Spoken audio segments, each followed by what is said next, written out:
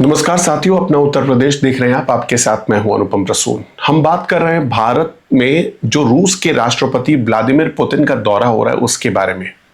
दोस्तों, पूरी दुनिया की नजर जब भारत पर टिकी है और भारत को गिराने के लिए अमेरिका, पाकिस्तान और चीन जैसे देश दिन रात लगे हुए हैं, उस दौर में दुनिया के एक ताकतवर मुल्क का राष्ट्रपति भारत में आ रहा है।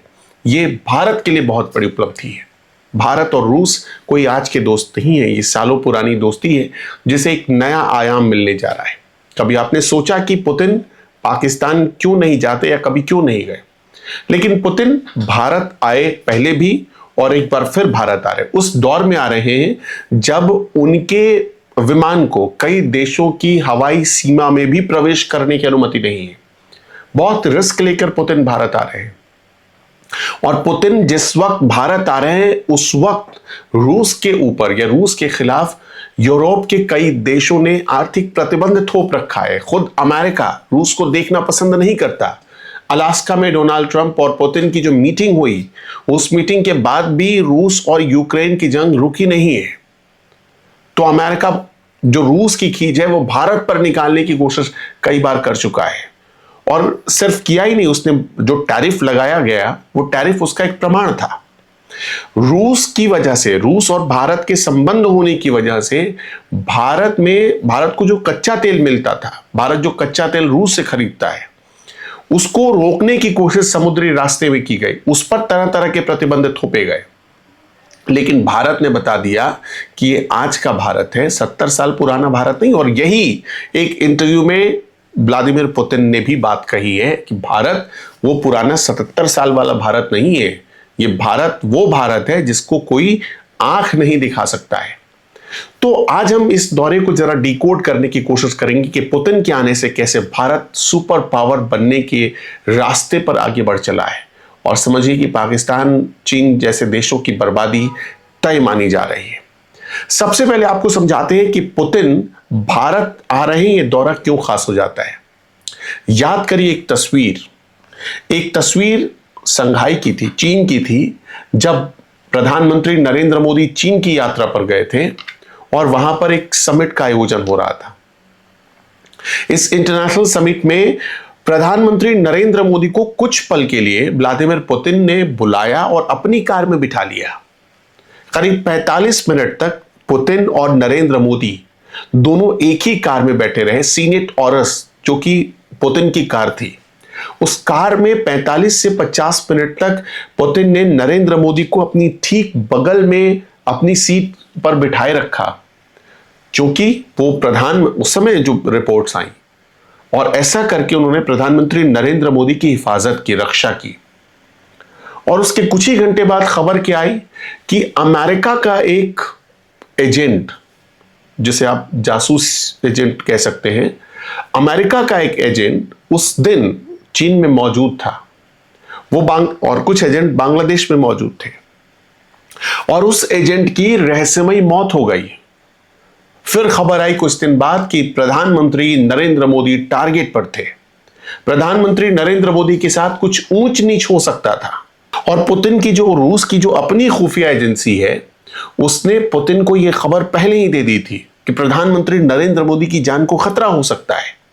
और उसके बाद आपने देखा होगा कि अपने सीनेट ऑरस में पुतिन ने बुलाया, प्रधानमंत्री नरेंद्र मोदी को बिठाया और भारत के प्रधानमंत्री की रक्षा की। और उस दिन से दोस्ती और ज्यादा गहरी हो गई। अब रूस और भारत जब हाथ मिलाते हैं तो दुनिया क्यों कांपती है, खासकर यूरोप के देश क्यों कांपते हैं?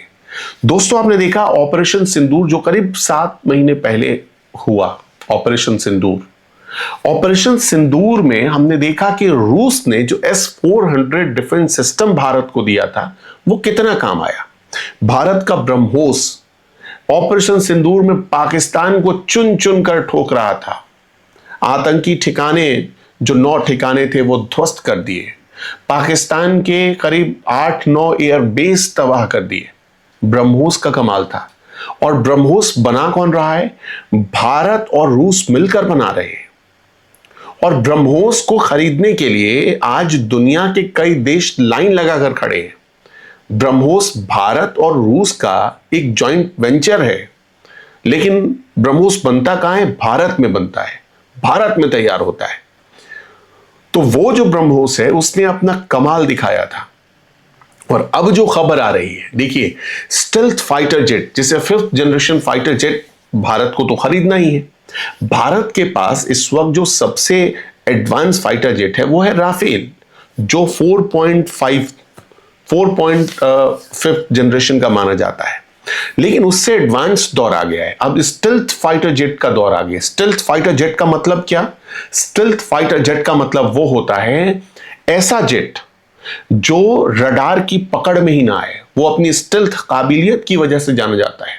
स्टेल्थ काबिलियत मतलब वो चोरी छुप के आता है और अपने टारगेट को भेद देता है और वापस चला जाता है।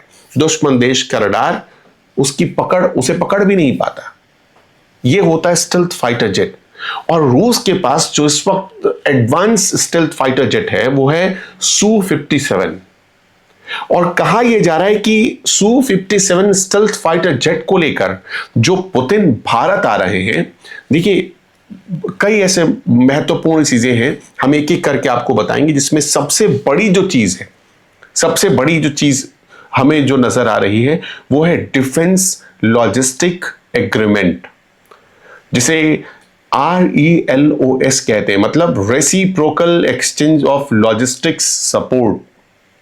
ये क्या होगा? भारत और रूस अपने अपने सैनिकों को, सैन्य पोतों को, मतलब जो युद्ध पोत होते हैं जो समंदर में चलते हैं, और हवाई जहाजों को एक दूसरे की जमीन पर तैनात कर सकेंगे। समझ लीजिए कितना बड़ा रूस की सेना, रूस के फाइटर जेट भारत की जमीन पर तैनात होंगे। और इस समझौते के तहत रूस के 3000 सैनिक, एक दो नहीं 3000 सैनिक, ये बहुत जरूरी है। बांग्लादेश के कुछ आइलैंड पर आपने देखा होगा कि अमेरिका ने अपने सैनिकों को उतार दिया। चीन अलग बांग्लादेश में जो पुराने बंद पड़े एयरपोर्ट्स थे, मतलब आप ऐसा कह लीजिए जो सैनिक एयरपोर्ट थे, उनको चालू कर दिया, जो भारत की सीमा से सटे हुए थे, जो चिकन नेक के आसपास थे। तो इन सब को देखते हुए भारत ने भी एक चाल चली है। और अमेरिका ने क्या किया? अमेरिका ने पाकिस्तान में तैनात कर दिया। तो भारत को घेरने के लिए जो भारत के दुश्मन देशों के साथ, जो दुश्मन देशों को अमेरिका शह दे रहा था, उसका एक काउंटर है ये, जो आज रूस के साथ एग्रीमेंट होना है, जिसे कहते हैं reciprocal exchange of logistics support. मतलब हम अपनी सेना को कहां तैनात करेंगे? हम तैनात करेंगे रूस की जमीन पर, रूस तैनात करेगा हमारी जमीन पर। और अब उसके मुताबिक 3000 रूस के सैनिक, 5 युद्धपोत और 10 फाइटर जेट भारत में तैनात करेगा रूस। ये जो एग्रीमेंट होने जा रहा है, इसी समझौते के तहत हो सकता है भविष्य में ज्यादा जरूरत पड़े तो ज्यादा भी, क्योंकि इस समझौते में बहुत फ्लेक्सिबिलिटी है, तो अगर भविष्य में ज्यादा जरूरत पड़े तो ज्यादा सैनिकों को भी तैनात किया जा सकता है। अब इसमें मेन बात समझिए, इस दौरे पर 3 चीजों पर नजर है। S-400 को लोगों ने देख लिया। होता क्या है, हमेशा भारत की एक पॉलिसी रही है, एक अगर हथियार को या एक कुछ नई डिफेंस सिस्टम को भारत ने एक युद्ध में इस्तेमाल कर लिया, तो अगली युद्ध की जब तैयारी की जाती है तो पूरी कोशिश की जाती है कि हम कुछ एडवांस लेकर जाए। और S-400 से एडवांस है जिसे रशिया डेवलप कर रहा है air defence system, missile defence system, वो है S-500। तो इस दौरे पर पुतिन के साथ S-500 को लेकर भारत कोई बड़ी डील कर सकता है। इसके अलावा Su-57 मैंने आपको बताया ही, Su-57 की खरीद पर भी एक बड़ी डील हो सकती है। और S-400 के अभी तक सिर्फ 3 यूनिट्स भारत में आ पाए हैं। भारत ये चाहता है कि रसिया जो S-400 की सप्लाई कर रहा है वो थोड़ा उसमें और तेजी लाए। और भारत और रूस का रिश्ता अगर समझना है ना, तो ऐसे आपको समझा देते हैं बहुत सिंपल लैंग्वेज में। 2022 में अमेरिका ने तमाम प्रतिबंध लगा दिए रूस पर, भारत पर को पूरा आंख दिखाया, यूरोप ने, ब्रिटेन ने दिखाया, फ्रांस ने दिखाया, जर्मनी ने दिखाया।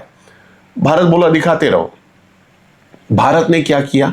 भारत ने जब रूस पर प्रतिबंध लग रहे थे कहा कि भाई आप हमारी करेंसी में डील करो, हम आपकी करेंसी में डील करते हैं, हम एक्सचेंज करते हैं, हमारे प्रोडक्ट्स आप लो, आपके प्रोडक्ट्स हम लेंगे और अपनी करेंसी में पूरी डील होगी।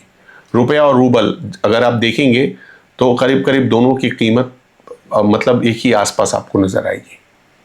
अगर कुल मिलाकर देखेंगे तो एक रूबल में 1.17 इंडियन रुपीज होते हैं। मतलब रूबल से थोड़ा डाउन है भारत का रुपया, लेकिन बहुत ज्यादा फर्क नहीं है।